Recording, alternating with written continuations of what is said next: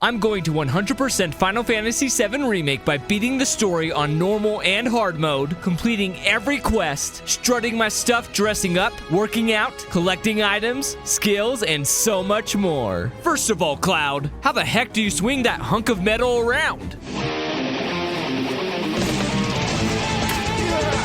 Cloud must know some tricks, cause the game wastes no time and puts me through the first battle. With 3 swings, Cloud defeats the soldiers and reaches level 7. Level 7 already? Huh, guess he really does have some tricks up his sleeve. I learned the basics throughout the next couple encounters. How to block, open the menu, and open chests. Yeah, that's a bit too much. Cloud then meets up with his group, and one of them's already got the hots for Cloud. So, you know Tifa, right? It's not really my business, but are you guys close? Why? You interested? Meanwhile, there's this tough-looking guy who's got a gun for an arm. Cloud does his job wiping the floor with his Buster Blade while he helps the others invade the Shinra reactor. Now into an elevator we go to blow up a reactor.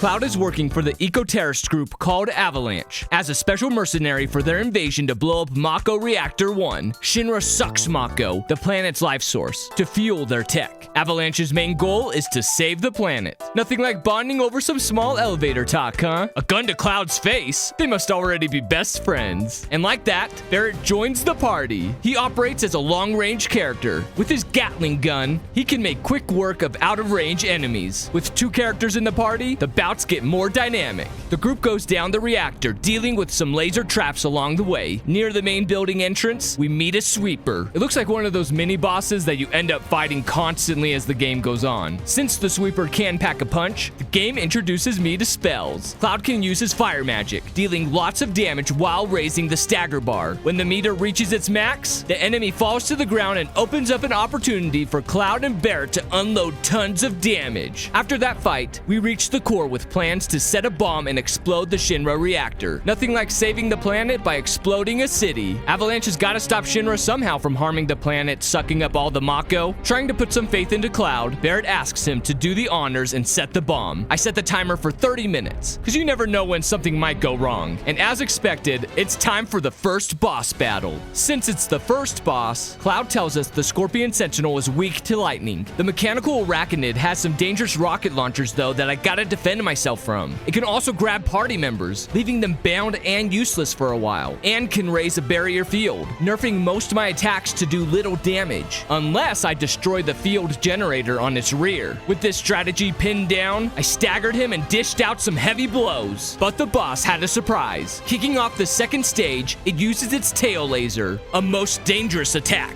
I'm forced to take cover behind the debris if I want to survive. However, it was not the only one with a surprise. With Cloud's limit break meter full, I could use his strongest attack, Cross Slash. Right when I thought I had it, the Scorpion uses auto repair. In order to take him down quick, I had to destroy the Scorpion's legs, which helped to deplete the rest of its health bar. Thankfully, both limit breaks filled up, and they were just what I needed to end the battle. And just when I thought everything was fine, the machine goes berserk with its laser and activates the bomb. Uh-oh, time to run. Cloud even played hero, saving Jesse, and showed his moves. Don't worry, I'll be fine. I've got Soldier Boy with me. Soldier Boy, tough. By the time Cloud and Barrett reached the elevator, they still had more than 20 minutes. As soon as they entered the lift, the bomb's timer reaches 0 and explodes. Guess the plot needed to move on somehow. Looking at the disabled reactor, the Shinra execs command their machines to shoot at its core some more, causing an even greater explosion. The entire place goes up in flames, hindering the escape of our heroes. Cloud does some acrobatics, jumping through the falling bridge with an unnecessary flip. Who can blame him? He wanted to impress the girl. As they escaped, the Shinra reactor finishes blowing up, showering the city with flames and debris. On the plus side, Jesse gave me a healing material which allows me to cast Cure and recover HP in battle. As I navigate through the wreckage, Cloud experiences a sudden vision or flashback, featuring none other than Sephiroth.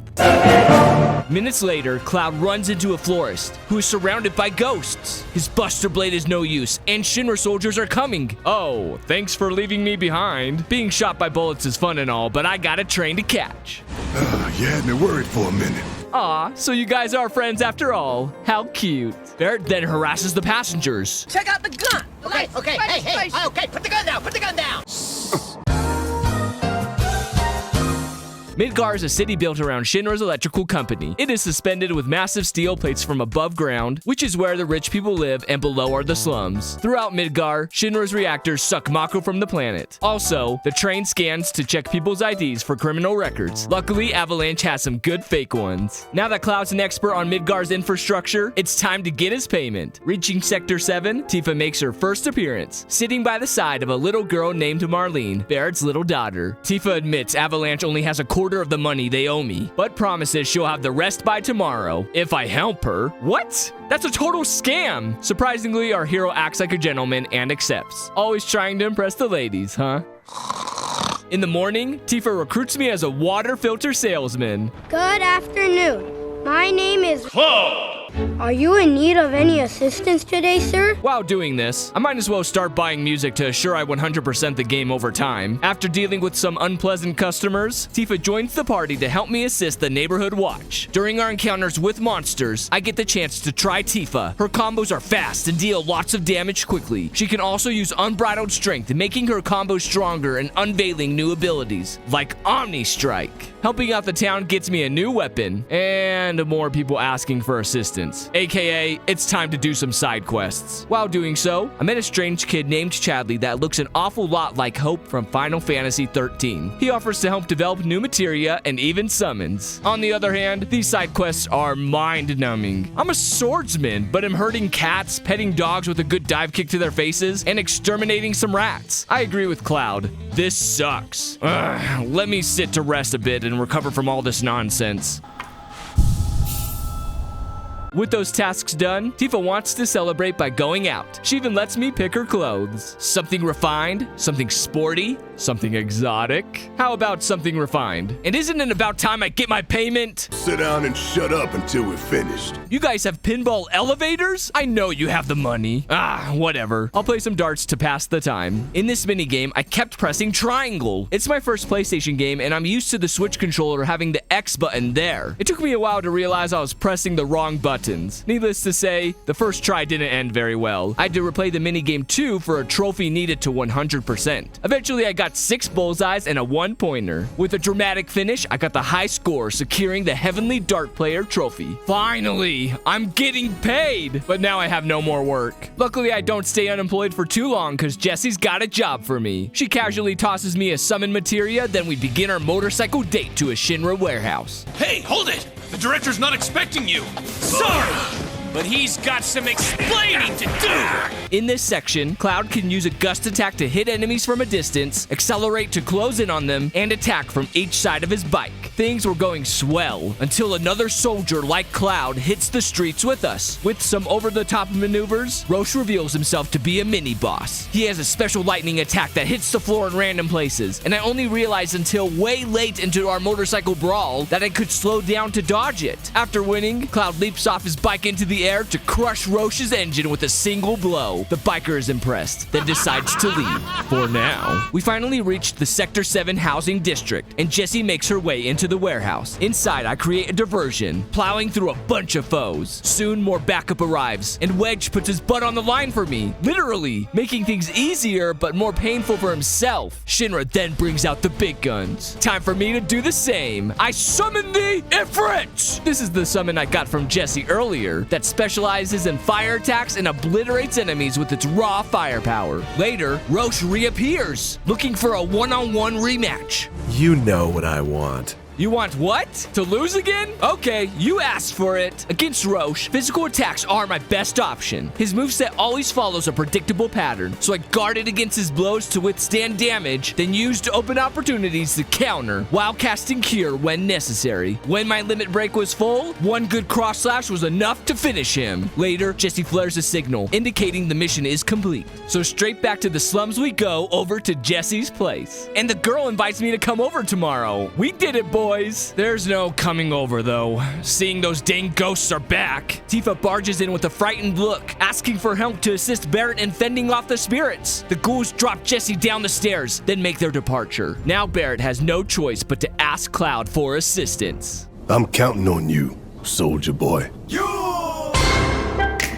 Soldier boy, tough. On our way to bomb another reactor, Barrett kills some time with his lovely voice. Dun, dun, dun, dun, dun, dun, dun, dun. Shortly after, an emergency ID scan takes everyone by surprise. Uh-oh, we're busted. Gotta run. Barrett shoots down the door and jumps, followed by Cloud and Tifa. Without the train, our party has to take the long road to the reactor, and all that's between us and the exit is a boss fight. This Crab Warden is a tricky battle with 3 stages and some devastating attacks. First stage, I'd main Tifa with unbridled strength to power up my uppercut. Crippling the legs brought the machine down and opened up for some heavy blows. During the second stage, the Crab deploys some annoying drones for assistance. Since it got help, I did the same and summoned Ifrit to the fray. I demolished the drones with Cloud, and Ifrit blasted Hellfire, his special finishing move when his time runs out on the field, taking away a good chunk of the Warden's HP. The third stage is when things got out of control though, because the Crab Warden unlocks 2 machine guns and starts to electrify the tracks. The dang boss also starts spinning around, launching missiles everywhere. This brings the heat non-stop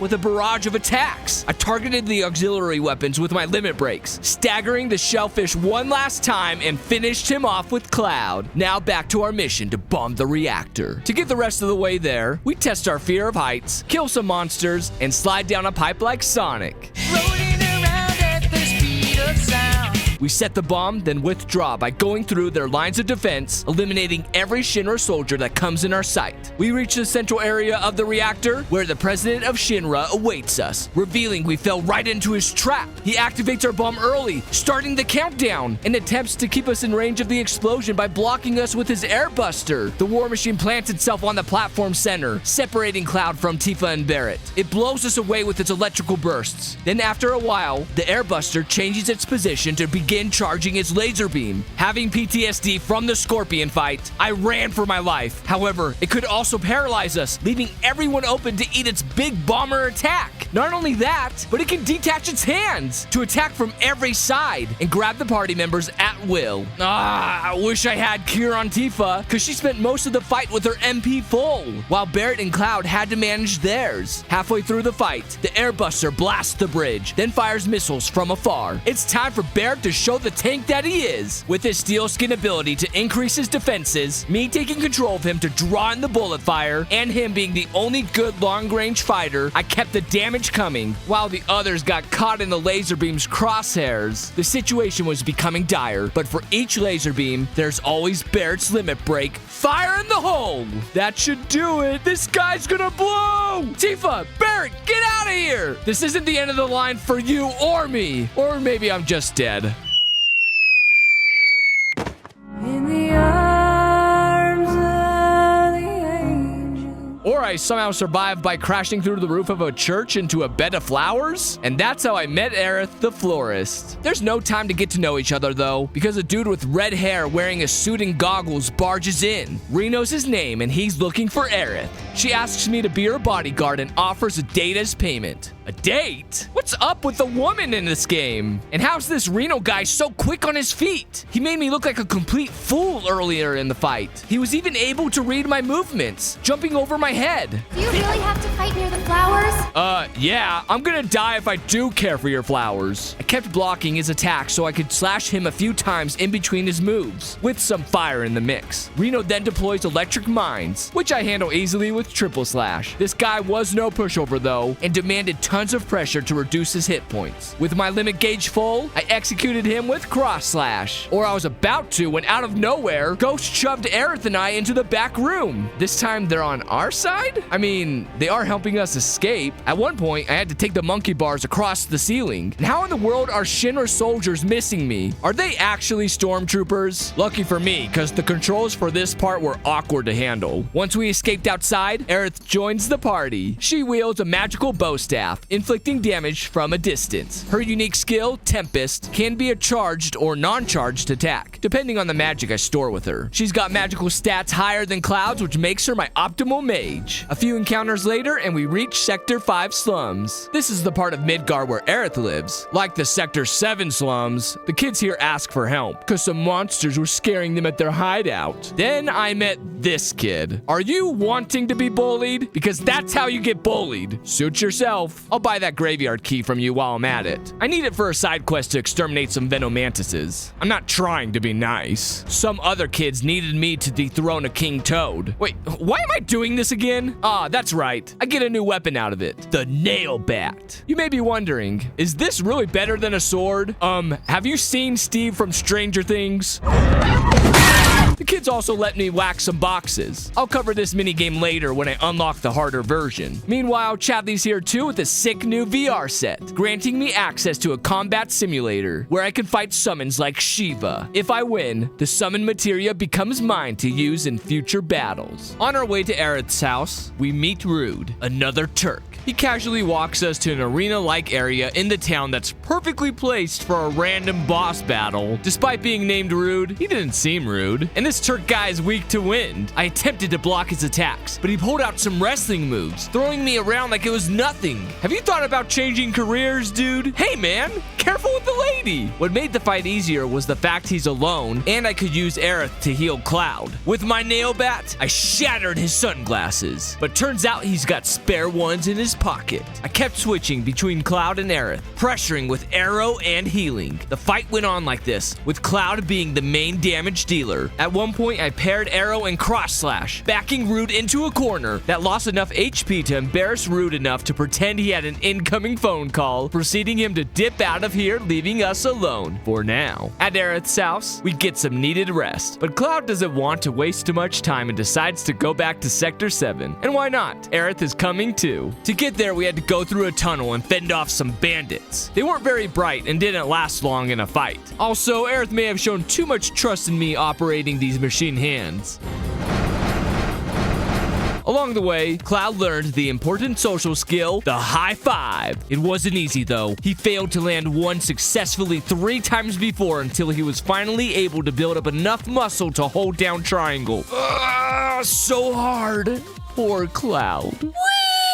Our hero needs a break after all that hard work. And just as Cloud was about to get one saying bye to Aerith, a door opens, showing us Tifa in a carriage going somewhere. Upon closer inspection, Tifa reveals she's on her way to Wall Market to meet some pimp named Don Corneo. That's a dangerous sounding name, so we're going after her. Ah, freak, a cowboy? I don't want to talk to a cowboy. Where's Tifa? She's in great shape. The cowboy says she's in Corneo's mansion, auditioning to become his next bride. Well, that's obviously not good, and this part of town seems sketchy. And what the heck is Chadley doing here? Don't you know it's past your curfew and you could be kidnapped here? Anywho, you got another VR battle for me? Fat Chocobo. Is this supposed to be a challenge? The chubby guy was easy and didn't pose much of a threat. Upon obtaining the summoning materia, Chadley states it's proof the universe has a sense of humor. By what? Fat shaming? Didn't expect him to be the bully type. Anyhow, I bought Hard Edge, a new weapon for Cloud. With a slick new sword on my back, it's time to confront Don Corneo. Or not, because they won't let us in. Aerith offers herself to the audition, but the guys think she's cute, not hot. Cloud, requesting permission to kill. Denied. In order to get in, we need to get approval from one of the trio. Turns out Cowboy Guy, aka Chocobo Sam, is one of the trio. He offers to help if we win a coin flip game. That's an obvious trap, so... no deal! Aerith picks heads though, and we blow our shot. The next member, Madam M, we tried to bribe by buying a hand massage. So I spent most of my money and went with the luxury course. Wait! How'd I get sucked into this? Now Aerith's in, but she needs a new expensive dress. In order to get 1,000,000 gil for the dress, Madam M puts us through an underground tournament. First round was against a Beastmaster and his hounds. Fight was easy peasy. Second round was against the same bandits from the tunnel, except this time they enlisted some help. Didn't make a difference though. I just spammed triple slash all day. The third and final round was a match against 2 robots. Nothing we haven't seen before, so I dispatched them quickly. Just as Madam M was about to get her money, the slimy Don Corneo adds an extra match. Well, nothing we can do about it. Time to step into the arena one more time to face a hell house? What in the world is this thing?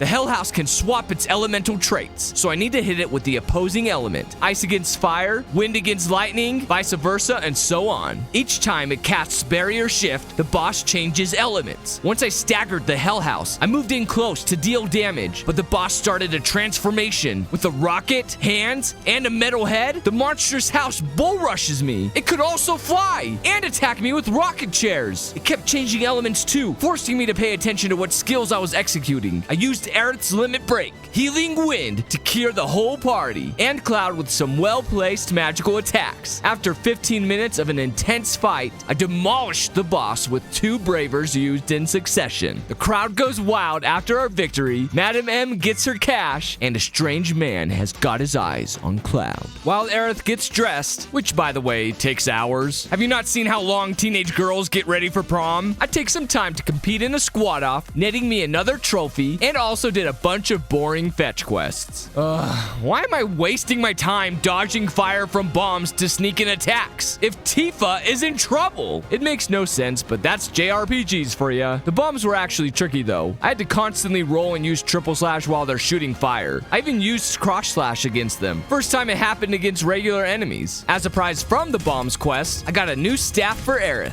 Speaking of Aerith, she's ready and looking gorgeous. Yet Cloud doesn't want her going by herself. To his surprise, Aerith already has a plan to sneak Cloud in with her, with the help of Andrea Rhodia, the last member of the trio, who thinks Cloud would look cute in a dress. Inside Honeybee Inn, Cloud gets dragged to the stage, where Andrea peers into Cloud's soul through dancing? Okay, time to pull a John Travolta impression. I don't remember a dancing elective being in the soldier program. Although, honestly, the only reason this was somewhat hard was because, again, this is my first game with a PlayStation controller. I kept messing up the inputs, but Andrea is in love anyways. Time for us to dress up some more. Behold, Lady Cloud is in the house. Whoa, that is one hot chick.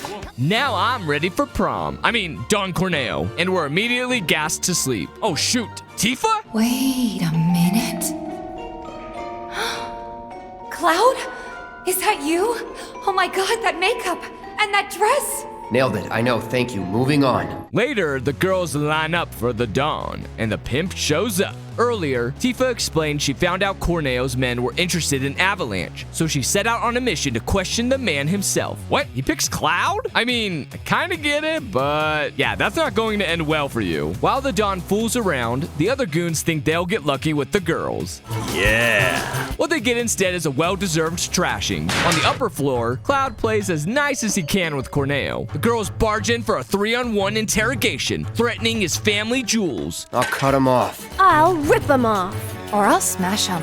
All right, I'll tell you anything. Put a guy's special treasure on the line, and yeah, they'll talk. Thus, Corneo explains Shinra's plan to collapse a pillar, bringing down the plate to destroy Sector 7. Then we get classic trapdoored, straight down to the sewers, and directly into a boss fight. This sewer monster looks like a poor man's behemoth with goat legs. He's weak to fire, so I use Cloud to deal most of the damage. A well-connected fire spell would burn him, creating an opening for multiple attacks. His only dangerous moves were a bound attack and a black water blast, a signature skill that flooded the area with sewage.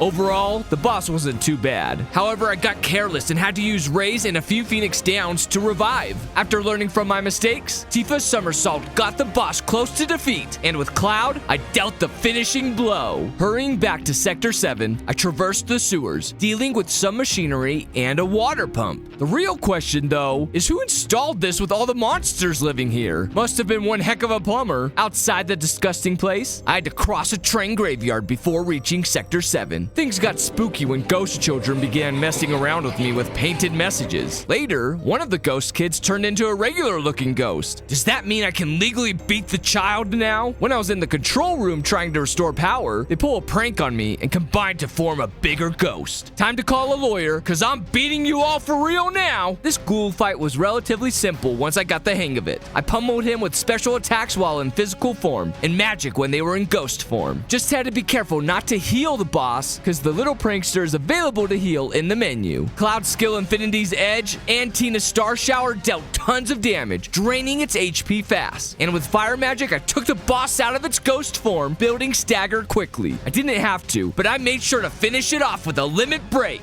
because I just really wanted to legally beat up some children. With the ghosts gone, the power is back on, and on our way back to Sector 7, we see a Shinra chopper on the way. And come on! The spirits are back already? Apparently there's another big baddie among them. Cloud, swoop on in there and save Aerith. Let's take down this chariot ghoul thingy and get out of this train graveyard for good. Eligor is weak against ice on the ground and against wind when he's flying. Earlier in the fight, I'd main Aerith and spam Blizzard from afar. When he's in the air, Eligor also casts Javelin bolts, storming the field with electrical lances. His movement gets annoying, making it hard to connect the magical spells. Halfway through the fight, Shiva helped me stagger the boss, allowing me to slash at will. During the last third of his HP bar, he starts circling around, spinning his lance, and the fight gets even more annoying. If I approached, the boss would hit me, and I wasted MP constantly. Had to chip away his life till Eligor backed himself in a corner during Aerith's ray of light. Come here, man. Just stop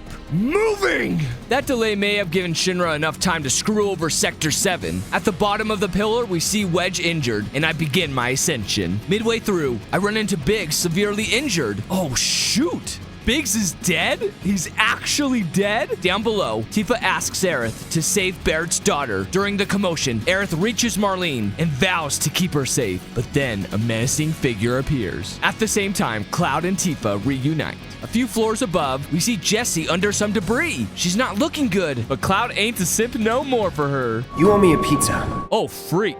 They actually killed Jessie off too. Shinra will pay for this. I rush to the top, finding Barrett, and we prepare to shut down Shinra's plate separation system. But Reno's back for a rematch. Been there, done that. Reno's still nimble as ever. However, with 3 characters, it's easier to keep up with him. Problem was, I had nothing equipped on Barrett, since he was out of the party for so long. With the measly thunder, he wasn't of much help. On the other hand, Tifa showed him I could be nimble as well. Take this! Feeling the pressure, Rude joins the fight. To avoid getting overwhelmed by their attacks, I kept the focus on the red-haired boy and defeated him with somersault and cross slash. With only Rude left, the bout got easier again. Just kept switching characters, dealing damage, overwhelming, and defeating him with Star Shower. We tried to stop the detonation, but those dang ghosts are back, allowing Rude to be his rude self, pressing the button. No! Even though we beat them, the bad guys still managed to win. And to rub salt to our wounds, a mysterious Turk guy reveals he kidnapped Aerith. Marlene is fine though, because they dropped her off at Aerith's house. Meanwhile, everything here is blowing up. Good thing there's a zipline conveniently placed here. With the whole world crashing down behind us, we zipline straight into Aerith's home. There, Barrett rushes to see his little girl. After all that, at least Marlene is safe. Now back to Sector 7 we go. Going through the destruction, the party unintentionally splits up, falling through an underground hole again.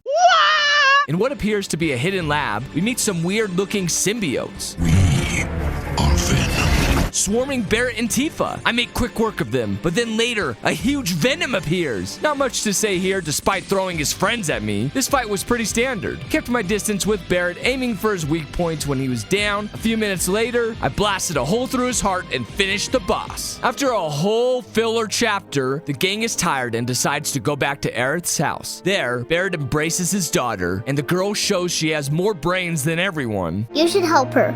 Yeah, that's what we should have done instead of the filler chapter. Ugh. Before going, there's a bunch of new side quests. Look at Barrett. He's pissed about it. But I gotta do them for the plat. Since they're mostly boring, I'll just focus on the important parts. First, I did some pull-ups. But unlike the squats, this minigame was actually hard. After failing a couple times, I turned down the music and characters' sounds. That way, I could focus on the effects sound, while saying the inputs out loud to get their timing down when they disappear. Triangle, circle, square, X. Via this strategy, I edged out my opponent and beat every difficulty, rewarding me with an accessory and the Purist of Pull-Ups trophy. During one of the other side quests, I fought a strange-looking frog with a little knife called a tonberry. The frogger has one-hit KO attacks. I had to make sure at least Cloud remained alive, since he's my reviver. After staggering the tonberry, I quickly dissected him. Ugh, hope never to see that thing again. Lastly, I did the Whack-A-Box minigame, where I had to score points by destroying boxes. With regular attacks, attacks, I destroyed the small boxes and the red ones with timers, increasing my time limit. For the bigger boxes, I used the skill Blade Burst that would destroy them and everything behind. After a few tries, I managed to hit the target score, finishing the minigame with enough points to spare and won another trophy. Alright, I'm done with the side content. It's time to talk to Don Corneo and find a way upside. However, the creep is gone, so he searches his secret hideout in the sewers with the help of one of his goons. A disgusting place to have a hideout, if I say so myself, but it fits this man. We find him inside and discover Shinra is going to abandon Midgard to build another city. He then manages to escape when his weird pet attacks us. It's actually the same sewage monster from before, except this time it brought its offspring. I paid no mind to them and just kept spamming fire again and again. With Ifrit, I roasted him and his kids using Hellfire. Just look at all that damage. He kind of freaks out with 1 HP. Too late though. The creature is gone. We find Corneo's stash and we get grappling hooks, baby. Scaling upside with these should make saving Aerith easy now. On our way up, we see all the destruction caused by the plate's fall. We slay some Shinra soldiers, and at the very top, we encounter a flying machine that almost drops us down, requiring Cloud to do some grappling hook tricks. During the actual fight, Barrett had elemental materia equipped, making his attacks deal lightning damage. Big Man was my main, showering the machine with bullets, while the other two mostly healed, and served as backup when the boss was on the ground. Minutes later, Tifa dealt the finishing blow, causing the machine to explode, dropping the whole platform we were standing on. As a result, we all fall. Thankfully, Tifa used her grappling hook to catch Barrett, and together we managed to get back up safely. The party finally manages to reach Shinra HQ. To sneak in, they jump onto a Shinra truck. How is security not noticing us? The guards too. Are you guys blind? Just look up. Anything? Nah. We would have got past the blockade, but Barrett slips and ends up falling. What is that? Oh! Booty incoming! At least they died happy, I guess. Anyhow, we break in, searching for Aerith, who must be higher up. To get access, we need a key card. In order to get one, Tifa is going to platform across the lights, but Barrett isn't sure. Have you seen how Tifa fights? Tifa manages to get inside the reception desk, grabbing the key card, and discovering Aerith's location is in a lab on the 65th floor. You know what that means? Stairs. The game actually makes me climb 59 flights of stairs.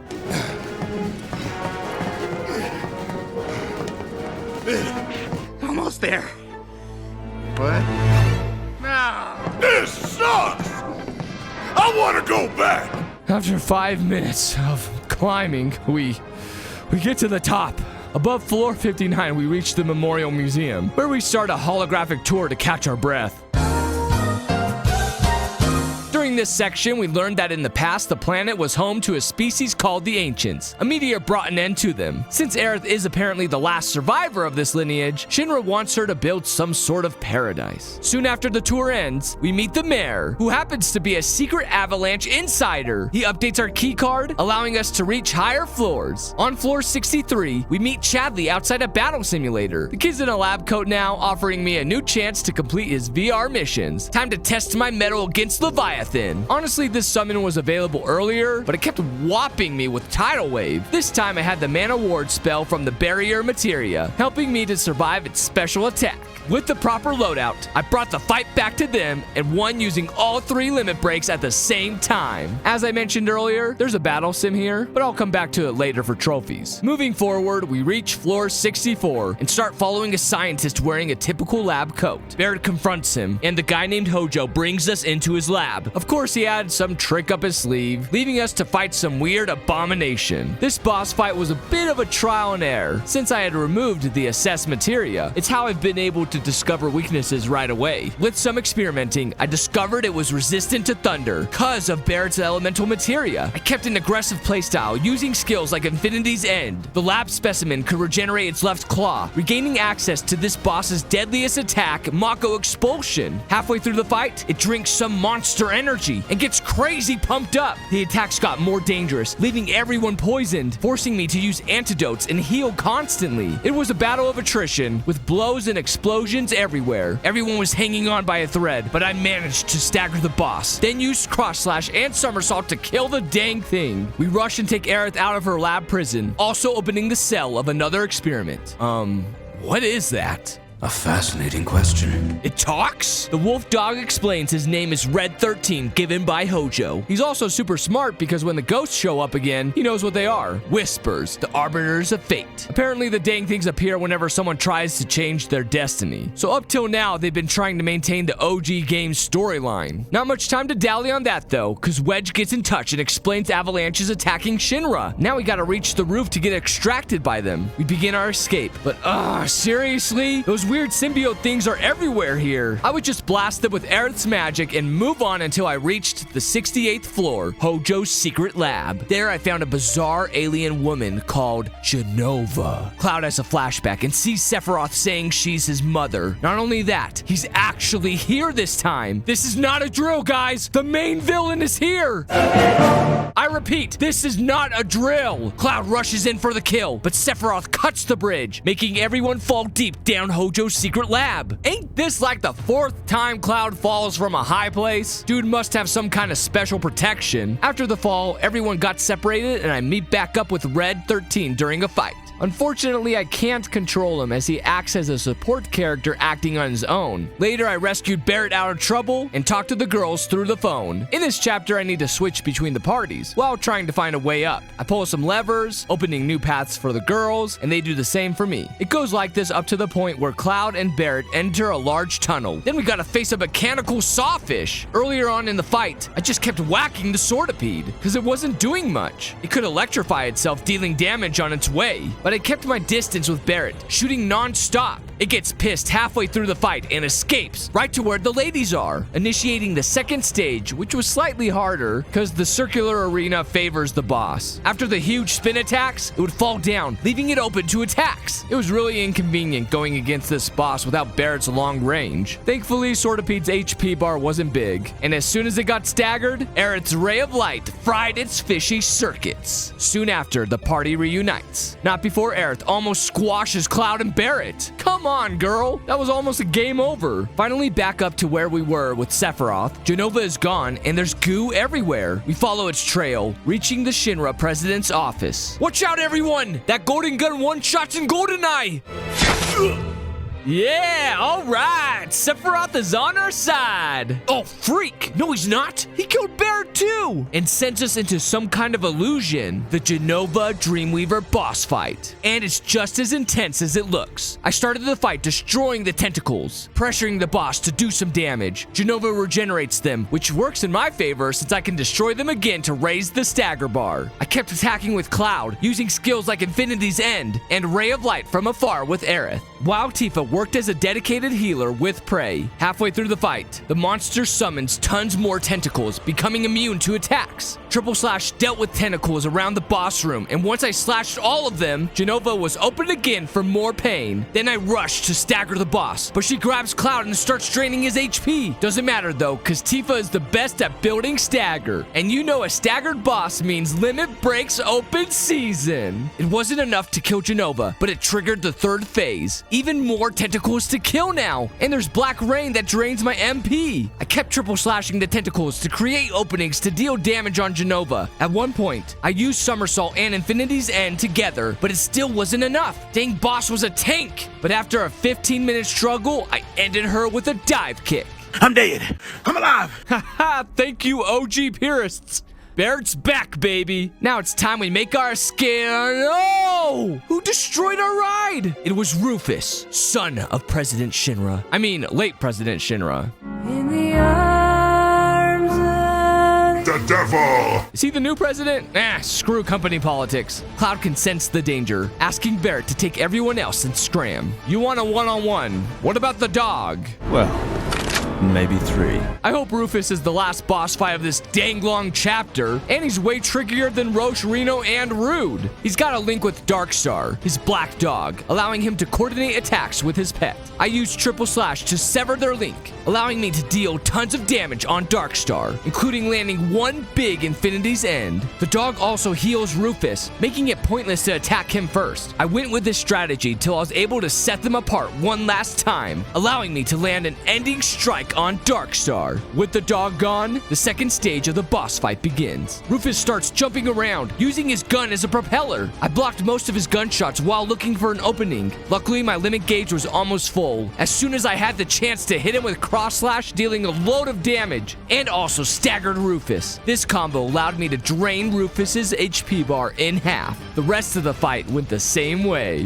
While I continued to block, attack, and heal, my limit gauge filled again, so I got in close and unloaded another cross slash. Feeling the pressure, Rufus flees. Guess that's it for the chapter then. Holy crap, another boss fight! Are you kidding me? With no time to breathe, it's time for another lengthy battle. The arsenal has 3 drones casting a barrier that need to go down first. Magic and long-range attacks have no effect. Oh, great. So this is supposed to take forever. I slowly took out the barrier drones with Barrett while running away from the boss attacks. It took a while, but once I got the first one down, the second and the third drone, the barrier went down. I started to damage the machine's main body. Thing is, the arsenal always has a barrier up, either physical or magical. This makes the fight last forever. I kept attacking while hiding behind the pillars when I had to switch constantly to juggle with aggro. After a while, I was able to pressure the boss and disable the barrier, and you know this means limit break time. Immediately after, the wheeled machine kicks off another phase. In this stage, the arsenal unlocks pulse cannon, an attack capable of destroying pillars. At one point, I was able to disable the shield with thunder. Seeing this golden opportunity, I blasted fire in the hole again. Funnily enough, this triggers one last phase, and the machine sets the ground on fire. Oh gosh, just die already. At least it has no barrier now, so its HP goes down fast. While it charged another blast attack, I emptied my bullet arsenal and got the job done. Not giving us any room, Shinra soldiers surround Barrett, Aerith, and Red. Just when all hope seemed lost, Cloud makes an entrance on a rad motorcycle. Showing off his drifting he learned from Mario Kart and stomped over Shinra soldiers. Tifa shows up too, and the gang manages to get out of Shinra HQ. Strangely, we're now surrounded by lots of whispers, expanding over the sky. But we got problems of our own. The motorcycle boss is pretty straightforward. Earlier on, I damaged the wheels, escaping from its attacks. Once all 6 wheels were gone, the boss gets staggered and starts to lose HP. When the stagger ends, it spins around in flames and recovers some wheels. I just repeated the same process. Unlike the other bosses, its stagger meter percentage doesn't go down. Each time I stagger the boss with Cloud, the machine takes more and more damage. 4th time around I staggered the boss, the damage output got past 600%, losing the rest of its hit points with a few more slashes, leaving the machine to spin its wheels for the last time. We reach the end of the highway where Sephiroth appears before us. What does he want? Upon us meeting, the whispers go crazy. Sephiroth just casually cuts a dimensional portal and menacingly invites us in. Unless you're afraid. Okay, real talk, are we really going to do exactly what Sephiroth wants? I guess we are. We reach a place not bound by destiny, and the Whispers are legit losing it right now. They drag us with some kind of storm and form a Whisper giant. This battle is divided into multiple stages where I end up fighting with everyone against a blue Whisper, a yellow Whisper, and a red Whisper. Each one has its own element, the red one being called Rubrum, and it's obviously fire. Whisper yellow is Corcio, the element of wind, and Whisper blue is Virid with lightning. Each phase ends quick, moving the fight to another segment. My main strategy was triple slash all day with Cloud. It actually staggered the giant Whisper. Each attack during this part was connected to the big one too. Then a new stage with Aerith and Tifa begins versus Red, while Barrett and Cloud dealt with blue and yellow. I staggered the big guy once more, and everything was going the way I wanted to, until the Whispers start doing some Power Ranger stuff and morph into Whisper Bahamut. Bahamut starts throwing strikes everywhere. I couldn't keep up. To my complete despair, I died. Then the game had the audacity to put me all the way back before the start of the fight, meaning I had to do the whole thing again. I swapped some equipment, increased my magical defense, and made sure no one had elemental damage on weapons. Ready to go, I re-entered the portal. Needless to say, things went way better the second time around. I put Kier on Barret to help when the party got separated, leaving Cloud to focus on triple slashing the Whispers and Infinity's End once they staggered. Back at the section with Cloud, Tifa, and Aerith against Whisper Bahamut, I was ready for vengeance. First thing I did was cast Mana Ward with Tifa on everyone, raising everyone's magical defense, and then maintained HP with Aerith. I brought Leviathan to the arena for a summon vs. summon clash. Leviathan then drops Bahamut, leaving a great opening for cross slash. The summon timer ended, and Leviathan casts his special attack, Tidal Wave, finally killing Whisper Bahamut and making the 3 Whispers come back. Defeating them again was easy enough, and Barret blasted fire in the hole at the big one each time I slayed one of the Whisper minions. With all 3 down, Big Whisper disintegrates, and the fight is finally over. All that was left beyond them was Sephiroth, waiting to be the finale. Dude just chucks a huge building at us, separating everyone. It starts as a simple one-on-one. Then Aerith shows up to make it 2 versus 1. I screwed up because Sephiroth got serious, and I died. Thank gosh, I don't have to fight the Whispers again. Got legit scared there for a moment. When I got back to the second phase, I made sure to keep health high, using both to heal when needed. Luckily, Sephiroth's stagger bar fills fast, and I had a cool phase transition. Then he shows us his one wing, and Barret joins the fight. On this phase, I used the refocus limit break with Aerith for faster ATB usage, and kept Mana Ward up with Cloud. The plan was to keep using Prey, but she ended up dying, losing her refocus effect. I brought her back with Raze, while Cloud used Mana Ward. I went at him with everything I had, making the fight a complete chaos. As I expected, Sephiroth starts one last phase, and I bring in Leviathan for extra damage. The one-winged villain starts a countdown, so I start pummeling him as fast as I could, and then a tsunami alert comes in, and Sephiroth gets drowned by the tidal wave. The one-winged angel is defeated. Cloud rushes in for the kill, but of course, Sephiroth just smiles and disappears in a flash of light. Outside of Midgar, the party gets ready to explore the open world. With Sephiroth still out there, we gotta find him and save the planet. So, what now? The story will continue in Rebirth, but I still need to get some dresses, collect a few enemy skills, finish the battle sim, and complete the entire game in hard mode. And my journey to get my very first platinum starts at Chapter 3. First thing I did was set the game on easy, doing all Chapter 3 side quests again, and they're just as boring as the first time. To save me some time, I also equipped enemy skill materia to learn some skills for a trophy. First one was Algidora from a Cerulean Drake. Had to use an enfeeblement ring to turn Tifa into a frog, making sure she wouldn't auto-kill the enemy. With all 6 side quests done in Chapter 3 for a second time, I chose something sporty for Tifa's second dress. In Chapter 4, I played the bike minigame once again on easy. Knowing what to do this time, I blocked and dodged at the right times, and finished Roche with way more HP left. As a reward, Jessie gives me a sweet kiss. Of course, I did this for a trophy, not a kiss. Anyways, I skipped right to Chapter 8, collecting some flowers to decorate the children's school and another trophy. No need to hurry. We're not under the gun or anything. Yes, we do, Aerith. I have another playthrough after this. Only did 3 side quests this chapter to trigger a different dress for Aerith later at Wall Market. Speaking of Wall Market, Cloud's dress is determined by some side quests too, but they change based on your actions. So this time I said Tifa's good at handling books, called heads, lost, and paid for the luxury course again. Did challenges in the Coliseum I skipped before, got Cloud's level 2 limit break ascension, yet still needed to come back here later to do some more with Barret and Tifa. Then I finished the new side quests given to me by Madam M this time, which included beating those stupid bandits for the 3rd time, some squats cause why not, and one last mission at the Coliseum. Finally, the trophy for all side quests is mine. At Honeybee Inn, I got a new song preparing for Andrea's dance-off, then nailed our little show to Aerith's excitement, netting me the Dancing Queen trophy and Cloud's second dress. And those are all 3 dresses for this playthrough. 3 to go.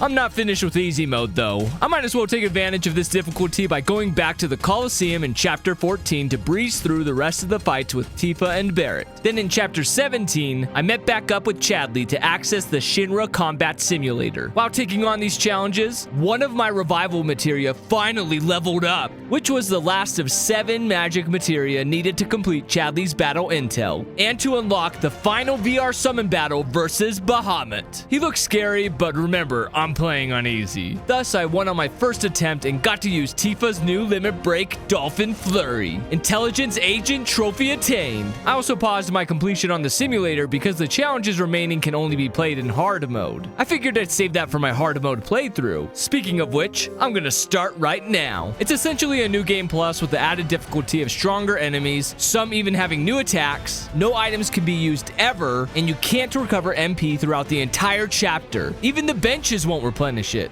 I already tried not to use items in RPGs, so that wasn't an issue for me, and my solution to healing with limited MP were abilities like Chakra and Prey, which were skills that only required filled ATB bars. Before I knew it, I was back in Chapter 3 to do all 6 of its side quests again, and I actually died for the first time in hard mode against this Wrathhound. I guess I'll have to take this hard mode seriously from this point forward. I gathered cats for the last time, then told Tifa to wear something exotic. In Chapter 4, I was able to skip the bike minigame to skip straight to my skirmish with Roche, where I reached the max level of 50. In Chapter 6, I visited parts of the map I missed before to purchase the very last music track, earning myself the Disc Jockey Trophy, and picked up the Chocobo and Moogle summon materia, which had a trophy of its own. In Chapter 8, I acquired the self-destruct enemy skill by having a smogger blow up in my face. Then I continued my self-harming behavior in Chapter 9 by paying for Madam M's poor man's massage.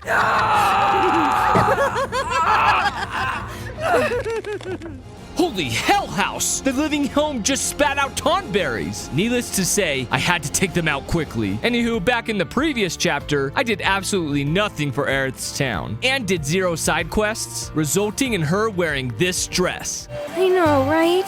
It's bad.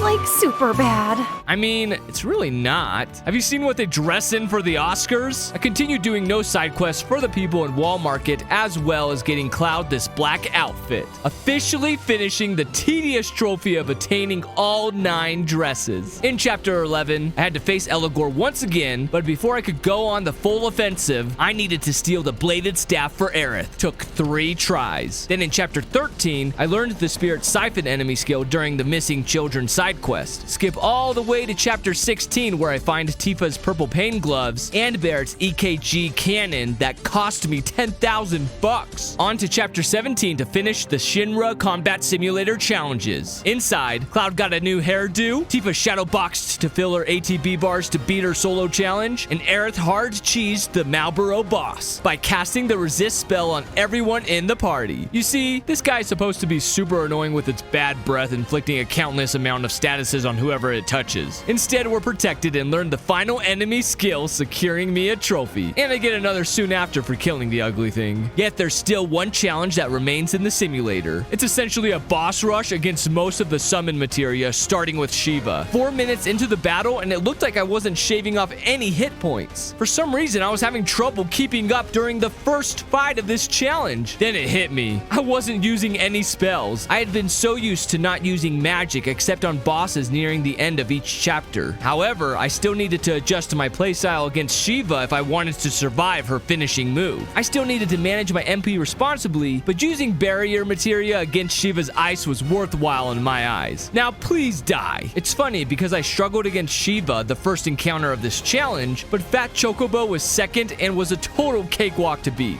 I also got a trophy for spamming True Strike with Tifa against the chicken, getting it over 300% while staggered. Leviathan was third and felt similar to the time I beat it before. Then there was Bahamut. Freaking Bahamut. This stupid dragon would spout a mega flare that would one-shot everyone on the team. 9,999 damage. What was I supposed to do? In my opinion, this was the hardest boss fight in the game, bar none. Even more difficult than Sephiroth on hard mode. I was even looking up guides for this, but most of them suggested I equip 3 Rings of Fury. I only had 1, so I mix and matched equipment and materia combinations until I found one that worked for me. First change, as you can see on screen, was replacing Aerith with Barrett. Not only was he much tankier, I could fill his ATB bars the fastest thanks to him being long range, which helped me utilize Prey often, with him healing the team without using MP. My materia loadout was pretty standard, with the standout being Steadfast Block, decreasing enemy damage. I made sure to cast barrier spells on whoever I was mainly attacking Bahamut with. That way I could go in and not get punished very badly. Whenever Bahamut would grab one of us, that was the perfect time to build ATB and heal. Bahamut would also just float there whenever he counted down, warning us of his Mega Flare. I made sure to bombard him during this. After whittling him down to half health, he'd summon Ifrit. A freaking summon would summon a summon. Now things were just becoming unfair. Thankfully, I equipped everyone with healing, revival, and prayer materia to assist each other. I learned from trial and error to ignore Ifrit in order to take down Bahamut as fast as I could. If I let the battle drag on too long, I was going to lose anyways. Here comes the Mega Flare again, but this time I was ready, having protected everyone with barrier spells and HP up materia. Oh, actually, I take back what I said earlier about steadfast materia being the standout. It's magnify materia. With just one cure spell, it'd heal all three of us for the magic price of one. Soon after,